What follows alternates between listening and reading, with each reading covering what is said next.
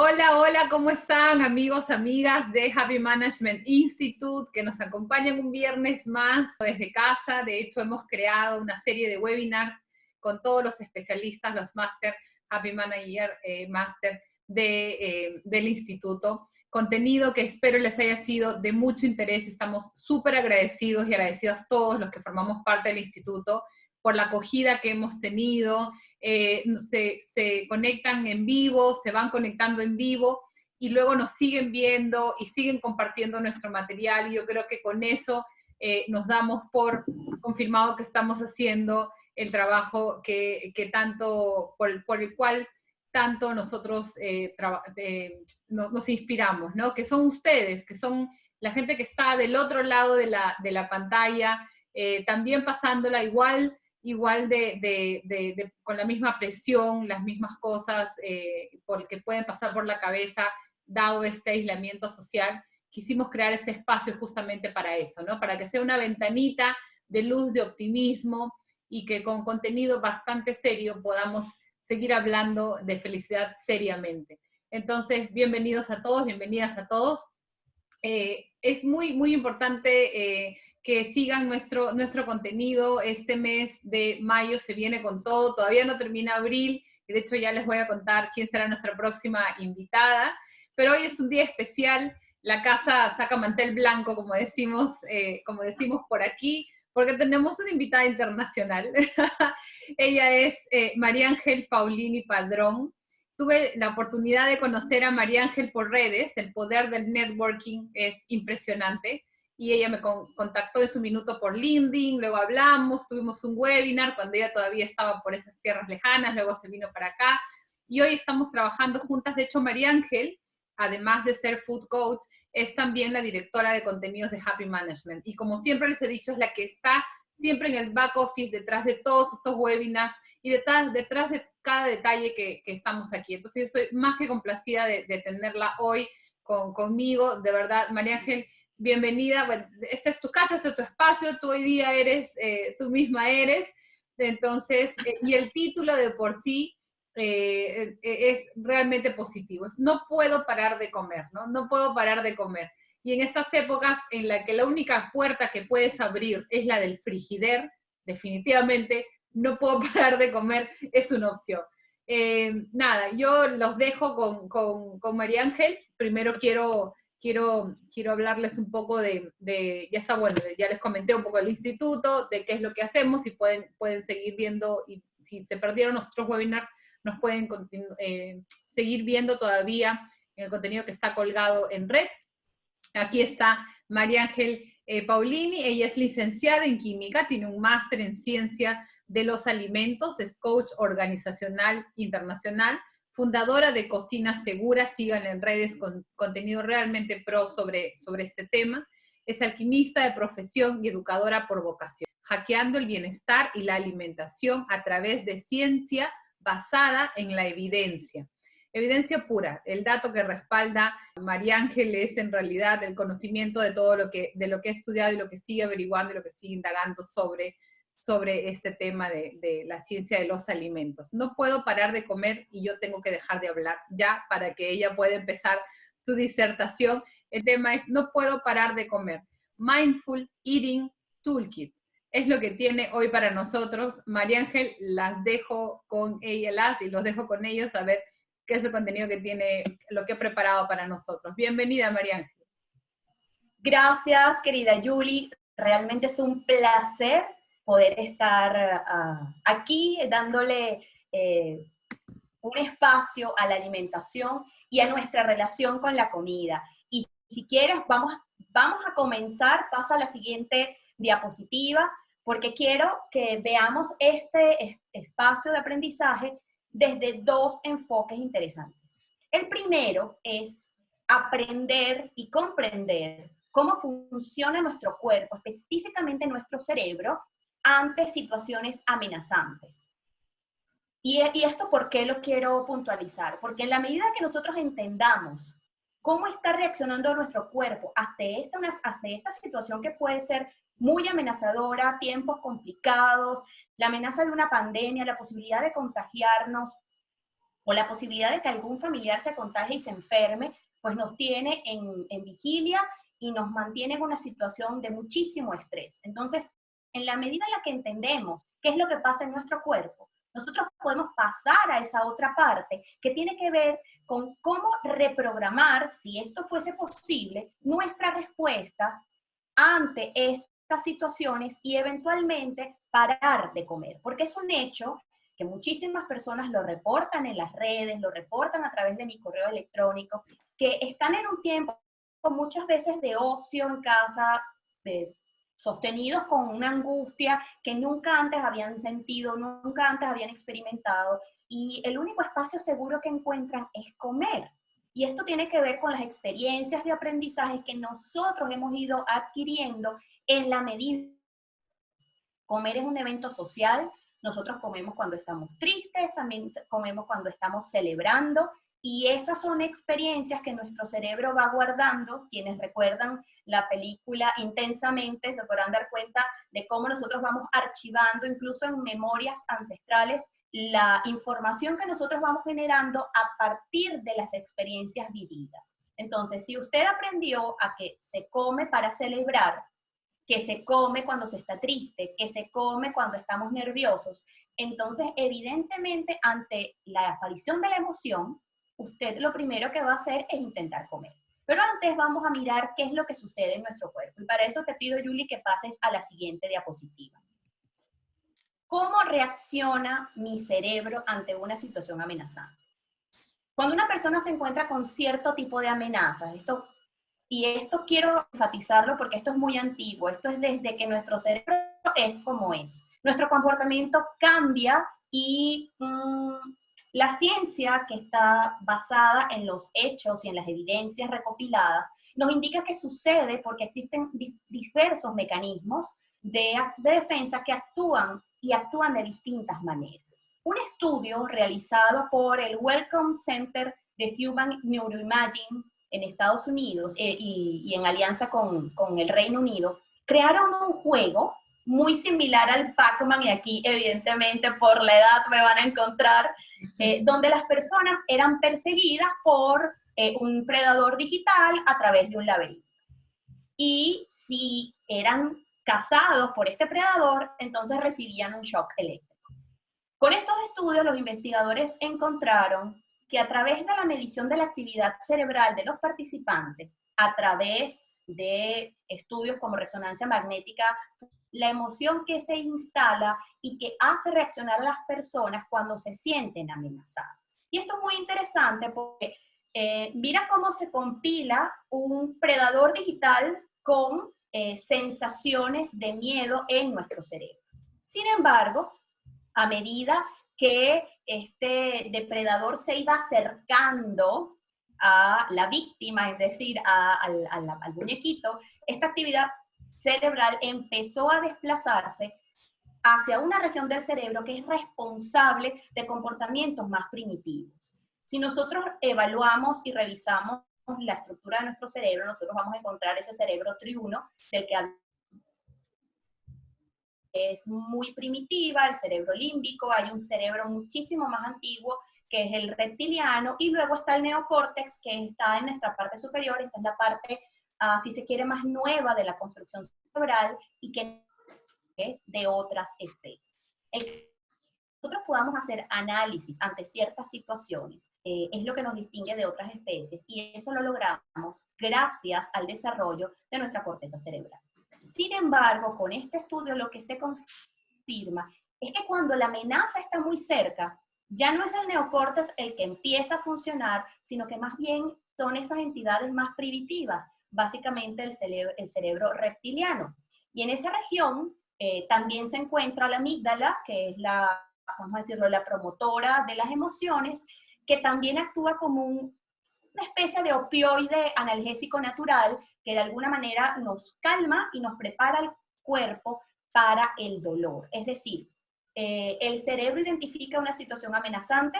En la medida en la que esa amenaza se acerca, nosotros empezamos a tener sensaciones muchísimo más primitivas, muchísimo más viscerales, más básicas, y se prepara para recibir un choque, para recibir un dolor.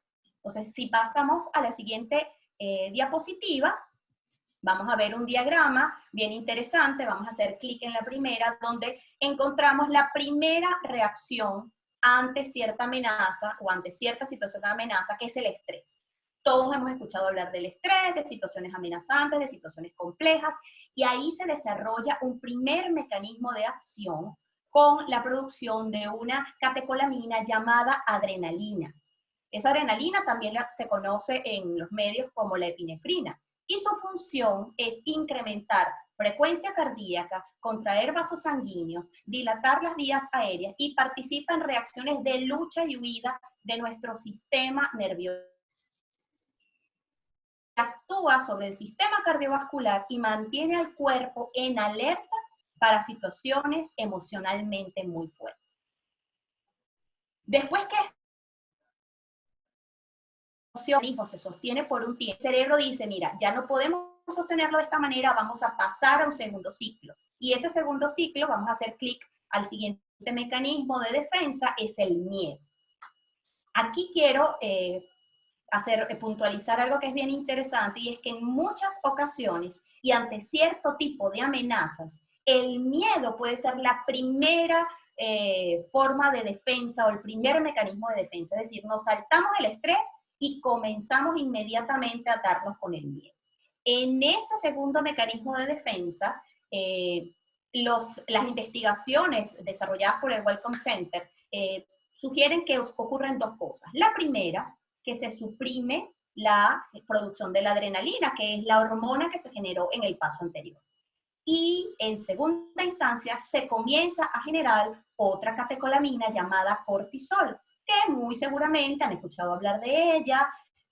Su función es incrementar los niveles de azúcar en el tejido sanguíneo a través de un proceso llamado gluconeogénesis. Es decir, vamos a buscar en nuestras reservas de glucosa, que básicamente es el hígado, y le pedimos, mira, por favor, concédenos las reservas que tengas de glucógeno por allí y haznoslas disponibles para tenerlas en el torrente sanguíneo. ¿Para qué? Para poder hacer irrigación a los músculos, para poder mantenernos en una situación de alerta, preparándonos para la lucha o preparándonos para lo que viene.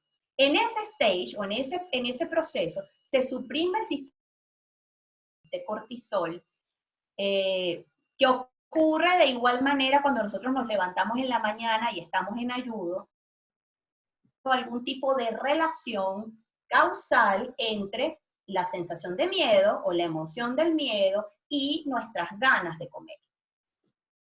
Cuando este mecanismo se sostiene por un tiempo prolongado, el propio cerebro dice, no podemos seguir en esta circunstancia, vamos a pasar a otro mecanismo. Y ese tercer mecanismo, Julie, por favor, se llama ansiedad. Vamos a darle clic. Y es nuestro tercer mecanismo de defensa. Está extremadamente cerca. Imaginemos que estamos frente a un león y ese león lo tenemos a 10 pasos. No es mucho lo que podemos hacer. El cuerpo y el cerebro básicamente dicen, bueno, es esto o nada, ya la amenaza de muerte es inminente y se empieza a generar una hormona llamada noradrenalina.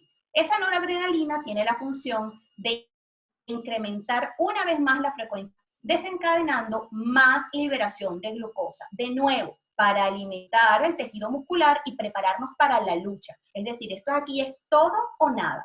Nosotros ahora nos estamos preparando para la batalla final, si se quiere. Y en ese sentido, pues agotamos todas las defensas de glucosa que nosotros vamos a tener en nuestro cuerpo. Es un mecanismo que, si se quiere, es nuestro último recurso antes de morir. Recordemos que el miedo como emoción generalmente está circunscrito a un solo hecho, que es la muerte. Todas las sensaciones de miedo que nosotros experimentamos, así sea no aprobar un examen, siempre van a estar atadas a la muerte. Y podríamos preguntar, bueno, María Ángel, ¿cómo es que esto está atado a la muerte? Bueno, el cerebro lo hace rápidamente porque tiene una memoria colectiva que no ha aprendido otra cosa, sino cuando hay amenaza es posible que yo muera. Como el cerebro no ha evolucionado lo suficiente, apenas tenemos un par de miles de años con este cerebro como tal, pues él no ha aprendido que reprobar un supervisor no esté contento con con el desempeño que yo acabo de tener. Y cuando eso ocurre, entonces inmediatamente generamos noradrenalina y lamentablemente eso nos pone en una situación de luchar o morir. Algo que lamentablemente nos coloca en una circunstancia donde nuestro cuerpo se agota, donde nuestro sistema inmunológico simplemente ya no tiene herramientas porque eso es nada, para nada importante. Ahí no vamos a estar pendientes ni de una infección, ni de una enfermedad.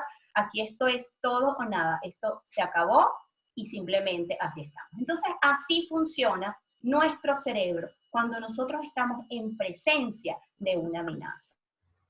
Interesante porque vamos a pasar a la siguiente lámina. Cuando nosotros entonces entendemos esto, nos podemos hacer la gran pregunta, bueno, ¿esto cómo se relaciona con mis ganas de comer? Entonces, como ya te expliqué, todas estas hormonas que están asociadas con la lucha y la huida, especialmente el cortisol, son las mismas que generamos cuando estamos en déficit calórico. Por ejemplo, cuando nos levantamos en la mañana. Es muy factible que después de una situación amenazante sientas hambre, quieras comer, como se han consumido todas las reservas energéticas, el cerebro inmediatamente activa mecanismos para decirnos, hey, genera la sensación de hambre porque necesitamos acumular reservas energéticas porque nos hemos agotado todo lo que teníamos en esa sensación que además está perpetuada de miedo, de estrés y de ansiedad. Como no todas las amenazas ameritan que nosotros hagamos una lucha y huyamos, estos cuadros de ansiedad comienzan a prolongarse en el tiempo y el cuerpo comienza a somatizar los efectos de no poder atender el sistema inmunológico, el sistema reproductor, el sistema endocrino y mantener en alerta todo el sistema simpático. De hecho, esa sensación perpetuada de estrés y de ansiedad mantiene esos centros nerviosos muy ocupados y esa sensación de hambre y de saciedad pasan incluso a un segundo plano. De hecho, algunas personas podrían estar experimentando, al contrario, no muchas ganas de comer, sino más bien se anula la sensación de querer comer. Y esto es muy particular, quizás alguno de los que nos está escuchando en este momento haya sentido particularmente esta sensación y no ganas de comer. Entonces, en el momento nosotros podemos estar experimentando ambas sensaciones y lo interesante de esto es que nosotros podamos identificar qué podemos hacer con ello. Entonces, vamos a pasar a nuestra siguiente lámina, porque es importantísimo que nosotros podamos comprender la diferencia entre la sensación de hambre, que no es más que un deseo imperioso, necesario de alimentos, y de estos alimentos esto se traduce para nuestro cerebro en nutrientes, que además se manifiesta con ciertas características fisiológicas como que se mueve nuestro intestino, contracciones rítmicas, agitación, necesidad de buscar alimento, incluso de parar absolutamente todo lo que estamos haciendo, porque nuestro cerebro tiene una única misión. Necesitamos energía para poder seguir haciendo lo que esperamos hacer en el transcurso del día. Si esta búsqueda de alimentos surte efecto, es decir, usted se sienta y come, entonces aparecen dos sensaciones. Primero, la sensación de saciedad, que le invita al cerebro a decir que ya no envíes más mensajes de hambre porque ya está llegando el nutriente, y luego podemos experimentar cierta sensación de llenura que nos invita a parar de comer. Todas estas sensaciones dependen de factores ambientales, culturales, incluso de elementos fisiológicos que regulan centros como el encéfalo, como el hipotálamo.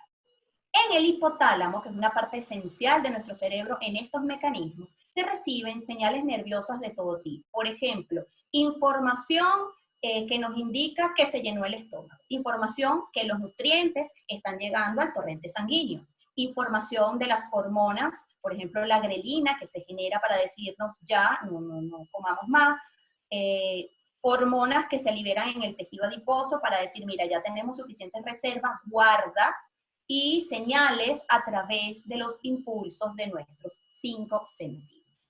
Entonces, ahí entra un concepto que me encanta, que lo ha acuñado Jan Chozen Weiss, pediatra y monje budista, autora del libro Comer Atentos, una guía para redescubrir mi relación sana con los alimentos, donde considera que el fenómeno de tener hambre va un poco más allá de esta sensación fisiológica. Y ella describe aproximadamente unos 10 tipos de hambre. Los primeros tipos de hambre van a estar asociados a nuestros 5 sentidos.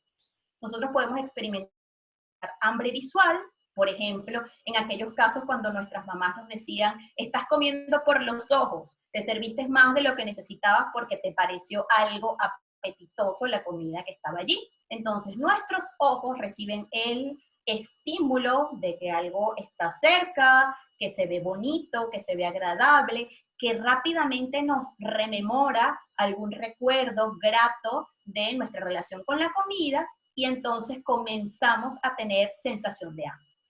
También podemos tener sensación táctil, y por ejemplo esta se activa cuando yo toco, por ejemplo, mi taza de café, que me encanta tomar en la mañana y tengo esa sensación tibia entre mis manos.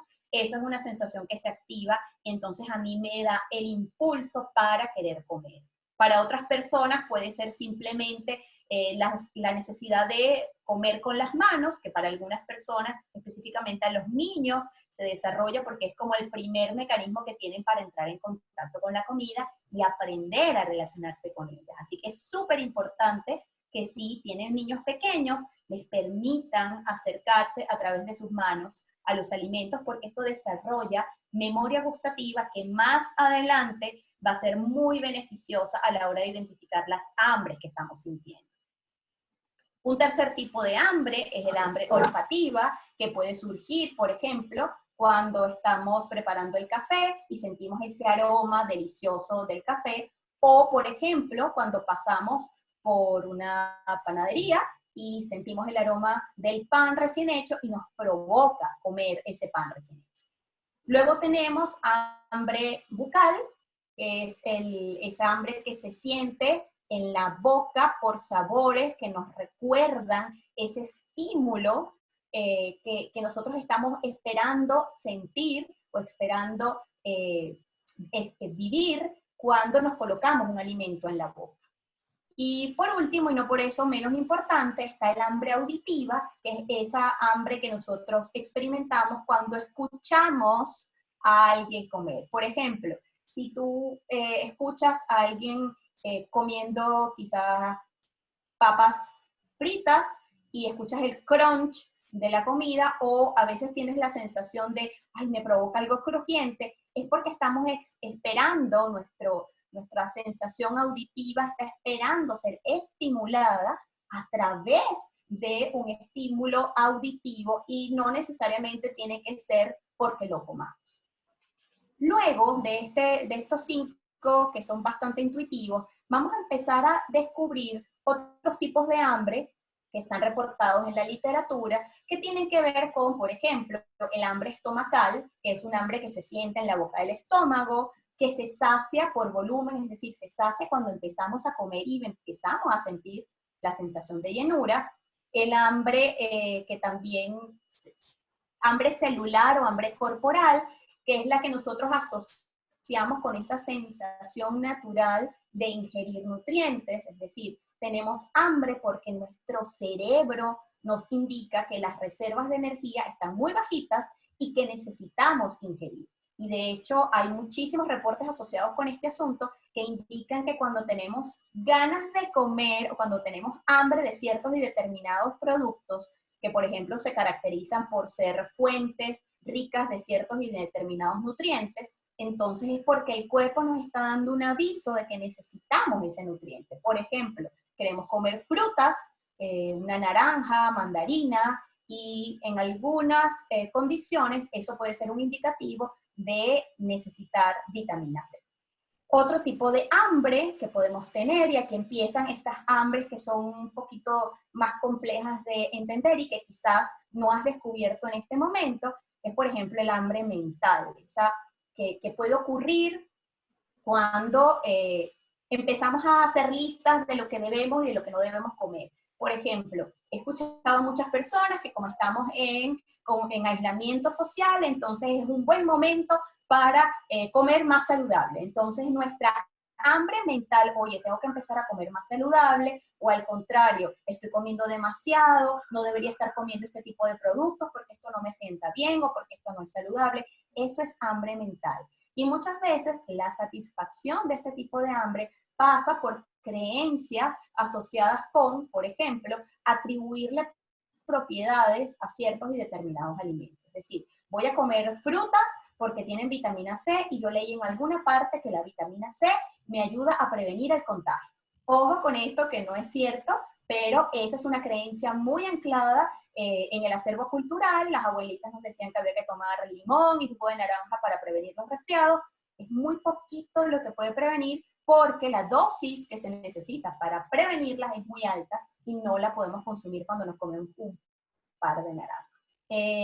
Luego tenemos dos tipos de hambre que son bien particulares, el hambre de corazón o el hambre emocional, del que seguramente habrás escuchado hablar porque ocurre cuando necesitamos ese contacto, necesitamos experimentar ciertas emociones y esas emociones nos incitan, nos invitan a comer ciertos alimentos. Por ejemplo, yo aprendí de pequeña que cuando yo estoy triste y me como un dulcito, yo tengo una sensación de calma, de paz, de tranquilidad, y entonces si yo experimento esa sensación en este momento, mi cerebro me va a recordar, oye, ¿tú te acuerdas que cuando estabas en esta circunstancia te comiste el dulce y te sentiste mejor? Entonces tengo hambre de comerme ese dulce porque mi recuerdo, mi memoria me invitan a comerlo porque yo quiero alcanzar bienestar. Y por último, y no por eso menos importante, el hambre social, esa, por ejemplo, que está asociada a la necesidad de compartir, a esa necesidad de comer cosas cuando estamos en compañía de otros, o de restringirnos de comer cosas cuando estamos en compañía de otros. Y es bien importante que a esta le prestemos atención, porque como ahora estamos en un cierto tipo de aislamiento, para algunas personas estamos acompañados de familiares, otros lo están transitando en soledad, y eso puede despertar cierto tipo de hambre, que se llama hambre social o hambre de socializar, que no necesariamente puede ser satisfecha porque, salvo que hagamos una reunión virtual, deberíamos mantener el distanciamiento social, y entonces la comida se puede convertir en un aliciente, en una especie de analgésico que calma momentáneamente esa sensación de hambre social que puedo tener en este momento. Entonces, vamos a pasar a la siguiente lámina. Lo primero que necesitamos hacer para reprogramar mi respuesta ante situaciones amenazantes es responder una simple pregunta: ¿de qué tengo hambre hoy día? Cuando yo me respondo con genuina curiosidad y cuando hago una evaluación de qué es lo que yo realmente necesito en este momento, puede ser que yo me dé cuenta que no es comida lo que necesito en este instante, sino que necesito llamar a un familiar, puedo simplemente sentir el aroma de mi taza de café, puedo, por ejemplo, explorar por qué estoy sintiendo ansiedad ante esta circunstancia, y eso me invita a hacer una exploración con conciencia.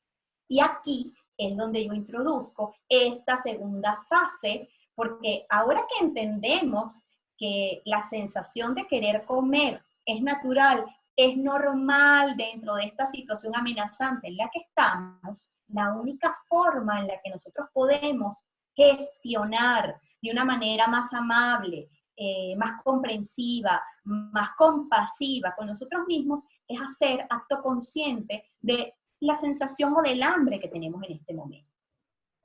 Yo puedo decir que tengo hambre y genuinamente saciarlo con comida. Y si yo me doy cuenta de que he logrado saciar esa hambre con comida, entonces perfecto.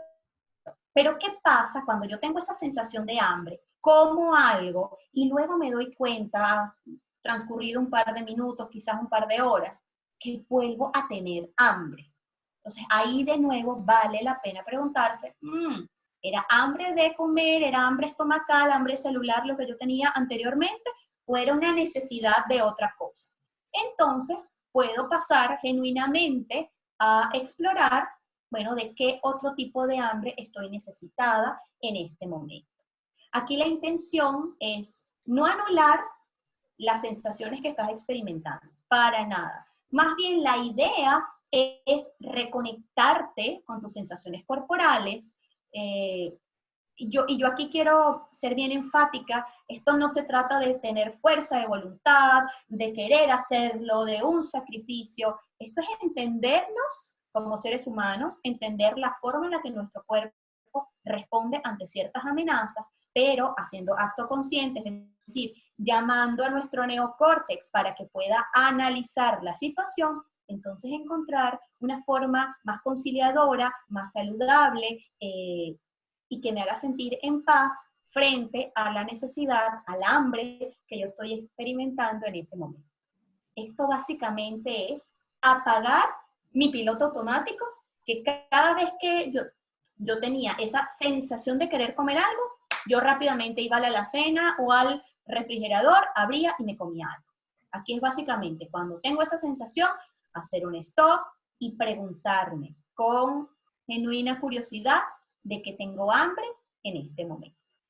Entonces, vamos a pasar a la siguiente lámina y la primera tarea que te invito a hacer es que toda vez que reconozcas que comer es un acto fisiológico necesario, ese deseo de comer puede estar influenciado por un montón de cosas y en este momento en particular por la situación complicada, amenazante que puedes estar experimentando en este momento.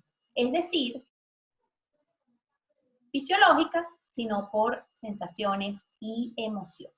Entonces, para canalizar la emoción de ese acto de comer y así la comida se pueda convertir en el alivio del hambre celular y del hambre estomacal y no del hambre emocional, entonces a explorar cómo es esa hambre emocional, cómo yo la voy a experimentar. Hay un estudio que me gusta mucho, que está documentado en una separata científica y que yo traté de traducirla de la manera más sencilla posible, que hace varias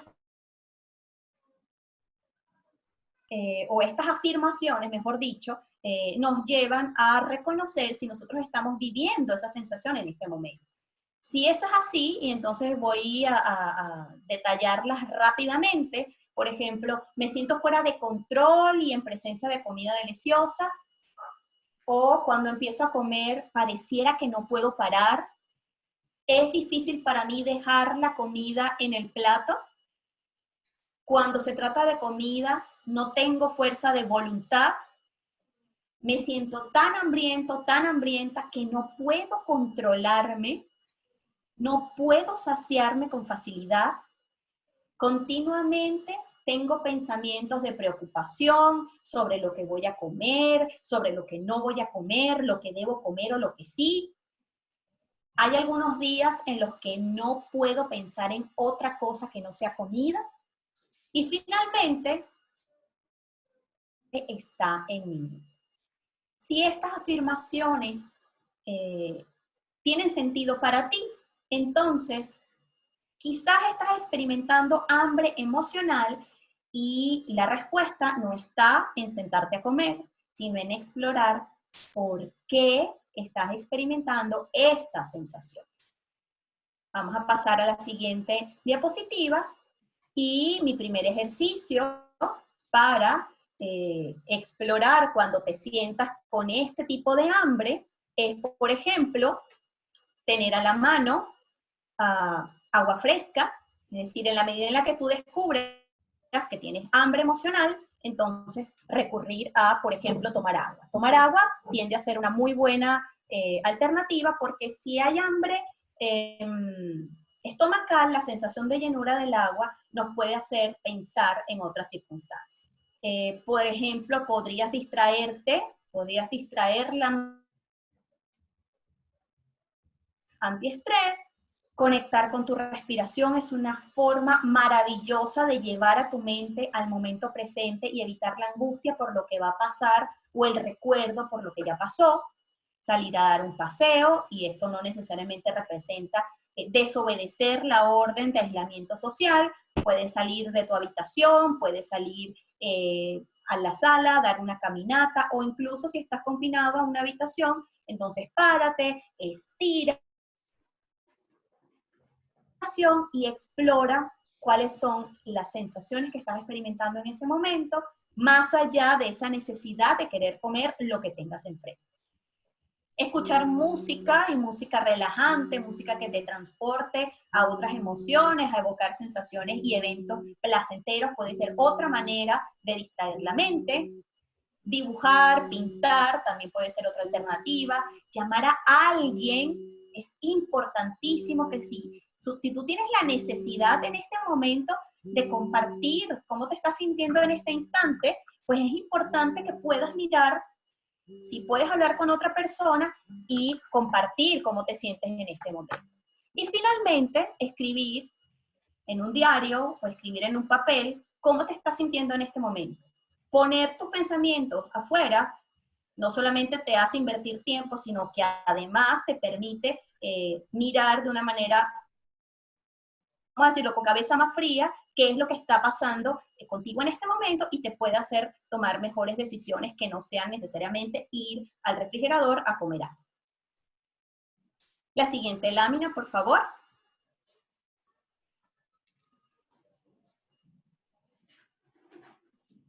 Aquí la recomendación de todas las prácticas de Mindful Eating: cuando comas, solo come. Explora cómo es tu sensación de hambre y come cuando tengas hambre moderada. En el ebook que te voy a compartir al terminar esta sesión, te voy a presentar algunos ejercicios para distinguir cómo está tu nivel de hambre en ese momento y así tú puedas sentarte a comer con un hambre que no sea demasiado exagerada para que no tengas la necesidad de llenar demasiado el plato. Puedes comenzar por pequeñas porciones, puedes agradecer la comida. Yo creo que esto es un muy buen punto para practicar la gratitud, porque de alguna manera, por alguna circunstancia y por quizás tu propio trabajo, hay comida en el plato hoy día y eso vale la pena agradecerlo. Ante todo, evitar los elementos distractores, servicios móviles, televisor. Yo sé que en este momento eso es lo que nos mantiene conectados con nuestros familiares, pero si tú estás experimentando una sensación antagónica con la comida, lo mejor que puedes hacer es sentarte y dedicarte solo a comer.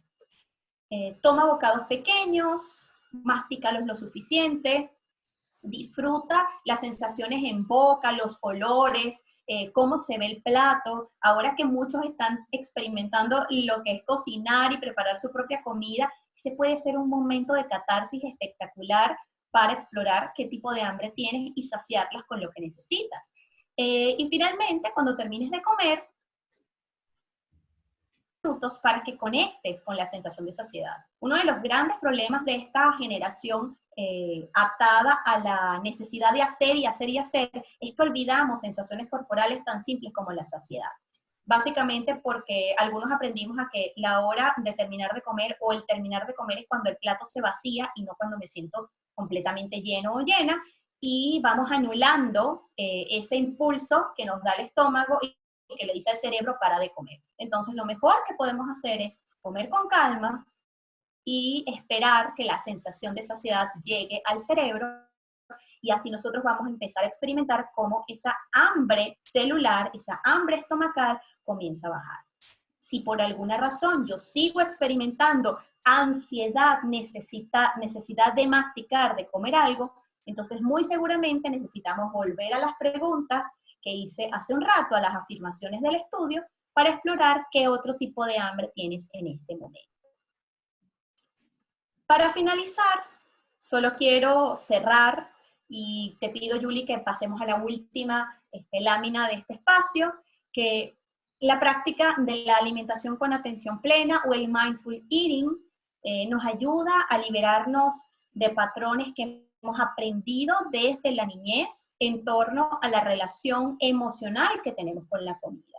Entonces, en la medida en la que yo puedo hacerme más consciente de los tipos de hambre que yo estoy experimentando en este momento, y especialmente ante la amenaza de la pandemia entonces yo voy a poder hacer un cambio sustancial en la forma en la que me relaciono con la comida y finalmente pues explorar cómo puedo saciar los tipos de hambre que estoy experimentando en este momento. Muy bien, o sea, estoy alucinada realmente con las cosas. Si acaso en cada uno de los, de los webinars que hemos estado desarrollando, he estado apuntando. Este fue bastante especial para mí porque definitivamente, sí, como muchos creo, lo que decía esto como broma de no poder salir a la calle y que hoy nuestra única alternativa sea abrir la puerta del frigider. Se me ocurre de repente ahí complementando lo que dijiste, que un ejercicio potente sería colocar esta pregunta tan poderosa que tienes de qué tiene hambre, de qué tienes hambre, ¿no? O sea, de qué tiene hambre tu vida. Me recuerda también a una chica que también sigo y que hace tiempo no escucho, pero o sea, ¿de qué tienes hambre? Sí, sí, Colocarla, sí, colocar una foto, sticker, un papel y pegar allí, o sea, en la puerta del frigider, ¿no? ¿De qué tienes hambre realmente? No puede ser, ay, es que se me antoja un dulcecito, se me antoja algo salado. Aprender a identificar qué tipo de hambre es el que estamos buscando, ¿no? Cuando buscamos algo caliente, que es la sensación del ejercicio que hiciste con lo de la taza de café, es muy buena. Y algo muy importante que puede sonar difícil, ¿no? Tú eres una mujer de ciencia, entonces es fácil para ti hablar. Llama al neurocórtex, ¿no? Y apágalo y no sé qué. Es como, ¿cómo llamo al neurocórtex? ¿Me da sus WhatsApp, por favor? Es súper sencillo, conéctate contigo mismo, con tu cerebro, ¿no? Y creo que ya en varios webinars hemos conversado del poder del poder que tiene cuando hablas contigo mismo, con tu cerebro. Sí. Y justamente ayer leía un post que decía, cuando no puedas salir hacia afuera, no hay otra alternativa que ir hacia adentro. Y justamente yendo hacia adentro, yo creo que y nada más revelador, porque efectivamente totalmente. La mejor manera de llamar al neocórtex es justamente hacer contacto con lo que está dentro, definitivamente. Sí, llamar hacia adentro, ¿no? Entonces, y nada, cuando comas, no veas televisión, no veas el celular, realmente enfócate en lo que estás comiendo, disfruta la comida y agradece, ¿no? Hay mucha gente hoy que la está pasando muy difícil y que llevarse un plato de la comida ya es complicado, entonces a veces nos quejamos, ¿no? Ay, hay mucha sal o no sé qué, y hay gente que no tiene. Entonces, yo creo que conectarte con la gratitud definitivamente es hablar de felicidad seriamente y te agradezco muchísimo, María Ángel, este taller impecable, como siempre. Muchísimas gracias. Yo quiero básicamente ya despedirme, sí, muchísimas gracias, invitándolos a que sigan formando parte del canal de disfrutar el contenido que tenemos para el próximo viernes 24. Cerramos el mes con otra invitada especial. Es una chica muy querida, de verdad que yo la llamo mi campeona, es Sofía Bermeo, de Altair CrossFit, y tiene un tema que se llama Home Office Detox. Cuando pensamos, la primera vez que nos reunimos y cuando hablábamos de la alianza entre Altair y Happy Management Institute, pensamos en de qué manera podemos hacer un alto, una pausa activa para poder conectar con la gente que está en la oficina, ¿no? Y de pronto llegó esta pandemia y llegó el aislamiento social, entonces hoy pensamos de qué manera es posible hacer una pausa activa al teletrabajo. Es que antes podíamos ir abajo a las oficinas, bajar, salir de nuestras oficinas, ir a caminar una vuelta. Hoy no podemos hacer eso, ¿no? Hoy no podemos hacer una pausa, ¿no? Yo en realidad me paro a veces hoy estoy en mi escritorio, mañana voy a la sala, otro día voy al cuarto y siempre busco el baño más lejano para al menos estirar las piernas en el camino, ¿no? O tomo una llamada. Con eso y mucho más tips viene el próximo viernes 24, Sofía. Estamos allí preparando un material importante también para el mes de mayo, con más visitas internacionales, para que más gente que está en el mismo propósito de nosotros, hablando de felicidad seriamente, los invitamos a seguirnos, los invitamos a que sigan, comparten, pregunten, dejen sus preguntas allí. Vamos a dejar el correo de María Ángel, las redes de María Ángel también para que la puedan seguir y vean el contenido que tiene con mucho cariño. Así que nada, muchísimas gracias por todo y nos vemos el próximo viernes 24. Gracias por estar allí. Gracias, María Ángel, por acompañarnos. Así que un cierre realmente de lujo de este mes. Muchísimas gracias. Gracias a ti.